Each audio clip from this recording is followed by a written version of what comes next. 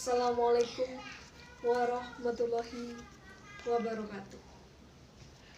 Alhamdulillahirabbil alamin.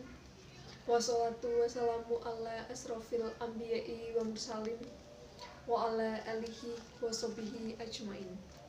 La haula wa la quwata illa billahil aliyil azim. Amma ba'du.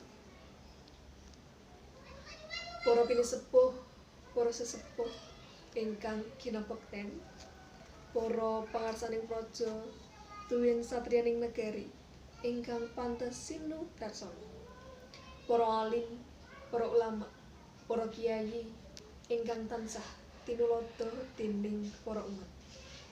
Langkung-langkung dumateng panjenenganipun Al Mukarram Bapak Kyai Haji Bambang ingkang tansah dipun mulyakaken déning Allah Subhanahu wa taala.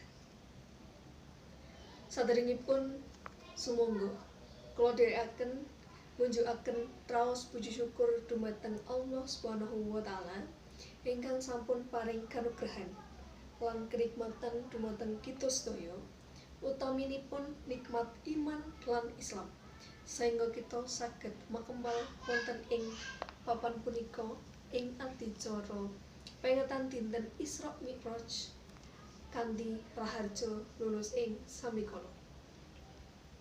Shalawat serta salam mugi tansah katetepna dumateng junjungan kita Nabi Agung Muhammad sallallahu alaihi wasallam ingkang tansah kita tenggo-tenggo menggah syafaatipun benjang wonten ing yaumul akhir. Hadirin wal hadirat rahimakumullah. Saderengipun kula minangka jejaring pambiwara ingkang kadhawuhan ndherekaken titi laksananing adicara ing dinten punika, nyuwun mumunturing sih samudra pangsami dene kula kapeksa gempil kamardikan saha munggel pangandikan sawetawis kinarya amurwakani adicara ing dinten punika. Salajengipun kepareng kula ngaturaken urut rencananing adicara ing dinten punika ingkang sampun rinajik langkung mekaten. Adicara ingkang sepisan inggih menika pambuka.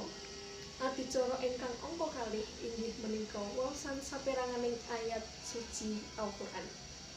Adicara ingkang angka 3 inggih menika sambutan. Adicara ingkang angka sekawan inggih menika waosan sholawat. Adicara ingkang angka gangsal inggih menika wedharing tausiah saking panjenenganipun Al Mukarram Bapak Kyai Haji Bambang. Lajeng adicara ingkang pungkasan inggih menika penutup. Hadirin wal hadirat rahimakumullah. Sumangga kita sami pikak adicara ing dinten punika kanthi waosan basmalah sesarengan. Bismillahirrahmanirrahim. Matur nuwun. Mugi-mugi kanthi waosan basmalah menika adicara ingkang sampun karacik sageda lumampah winantu berkahing Allah Subhanahu wa taala. Amin ya rabbal alamin. Dungkap adicara ingkang angka kalih inggih menika waosan saperanganing ayat suci Al-Qur'an ingkang badhe kaaturaken dening sederek Tata Olivia. Dumateng sederek Tata Olivia wedal kasumanggaaken.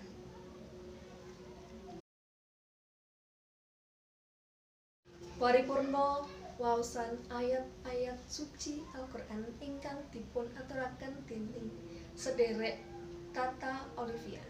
Mugi-mugi kanthi waosan saperanganing ayat suci Al-Qur'an menika malah kita langkung tinabuka saged ayam tentrem dumugi saklami-laminipun.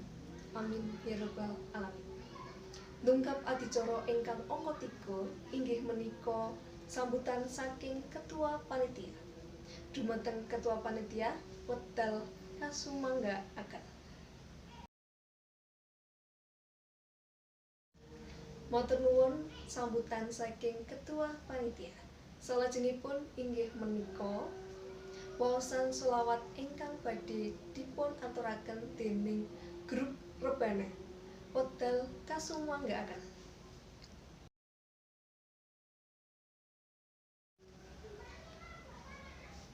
Paripurna waosan sholawat ingkang dipun aturaken grup rebana. Adicara salajengipun inggih menika wedharing tausiah ingkang dipun aturaken déning Al Mukarrom Bapak Kyai Haji Bambang ingkang minangka wigatosing adicara ing dinten punika.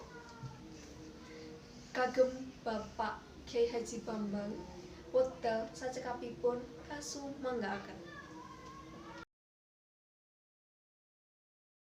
Matur nuwun dhumateng Bapak Kyai Haji Bambang ingkang sampun paring piwulang luhur dhumateng kita ingkang midhangetaken. Salajengipun sadèrèngipun adicara menika dipun pungkasi, kula minangka pambiwara menawi wonten kalepatan anggen kula ndherekaken titilaksananing adicara ing dinten punika, kula nyuwun numunturing sih samudra pangaksami. Minangka pratandha panutuping adicara ing dinten punika, sumangga kita tutup kanthi waosan hamdalah sesarengan. Alhamdulillahirabbil alamin. Matur nuwun. Minangka panutuping atur kula, wassalamualaikum warahmatullahi wabarakatuh.